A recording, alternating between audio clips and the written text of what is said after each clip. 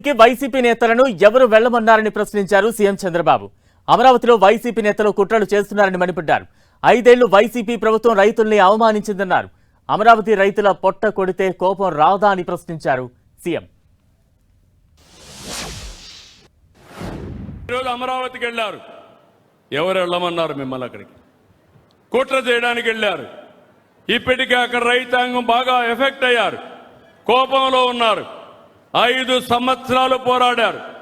రాష్ట్ర రాజధాని కోసం నమ్ముకున్న భూమిని ఇస్తే 5 సంవత్సరాలు వాళ్ళని తిప్పి ఆడబిడ్డలను అవమానించి ఇష్టానుసారంగా చేసి ఇప్పుడేదో రాజధాని కడతా ఉంటే వాళ్ళు బాగుపడతామని హోప్ వస్తే మళ్లీ ఇష్టానుసారంగా వెళ్ళి కుట్ర పన్నేదాని కోసం రెచ్చగొట్టేదానికి పోతే వాళ్ళు తిరుగుబాటు చేశారు. నేను అడుగుతున్నా మిమ్మల్ని, మీ పొట్ట కొడితే మీ కోపం రాదా అని మిమ్మల్ని అడుగుతున్నా. వస్తుందా లేదా?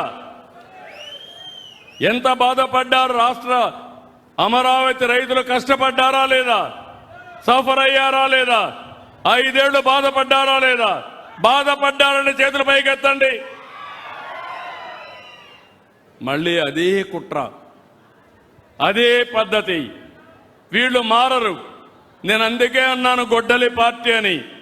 ఈ గొడ్డలి పార్టీ ఎప్పుడైనా రాష్ట్రానికి చేటే.